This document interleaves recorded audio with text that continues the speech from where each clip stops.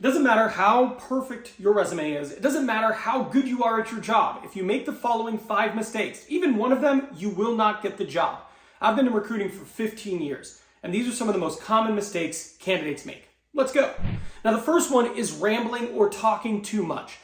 One of the most common mistakes people make is they answer a question and they try to do their best and they want to give all the information, but they end up answering for way too long. Now, this hurts you for a few reasons. One, when you end up rambling, the recruiter, the HR person, or the hiring manager tends to believe you lack the ability to be concise. You also include a bunch of details that aren't relevant when you ramble for a long time.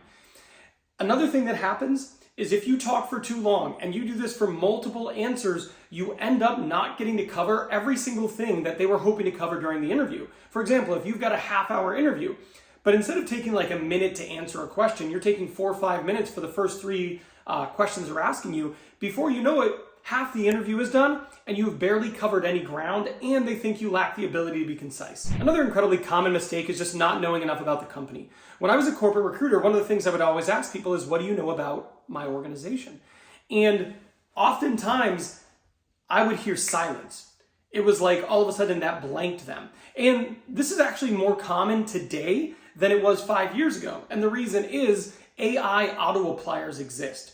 And if someone is using them, they're going to apply to a ton of jobs and they're going to get some interviews. But because they're applying to so many, they often don't remember every single company they've applied to. And when it comes time to interview, they haven't done the necessary research. It's really important to understand the company, understand their products or services, understand their go-to-market strategy, understand current events, understanding their values and culture so you can show that you fit in.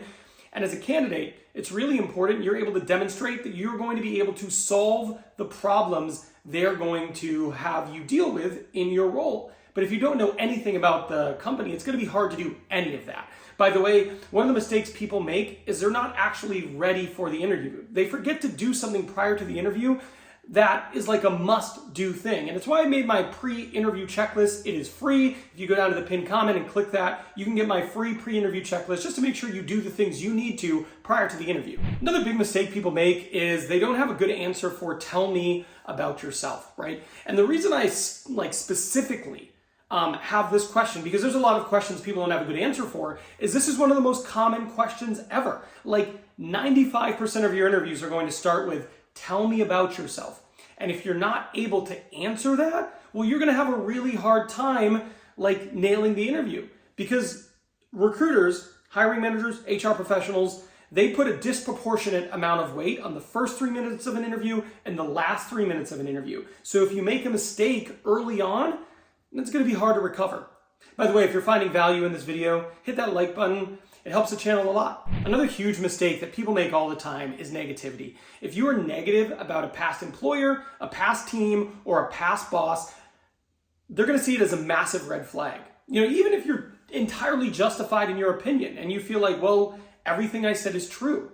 Yeah, totally. However, they're going to see that as a red flag, and it's a type of red flag that can actually derail your entire candidacy. Now, the last mistake that people make, and they make this a lot, is they don't have great questions to ask at the end of the interview. If you get to the end of the interview and they go, do you have any questions for me? And you say no, the way they're going to receive that is they're going to assume that you didn't prepare or you're not that interested. That's literally how they're going to view it. It doesn't matter how the rest of the interview went. You're going to finish the interview on a very bad tone, like an incredibly bad tone. And if you do that, it's going to decrease the likelihood of you getting a job offer. Now, earlier, I talked about answering, tell me about yourself. This right here, this video is me teaching you how to answer that question. It's incredibly important to be able to answer it effectively, so go watch the video.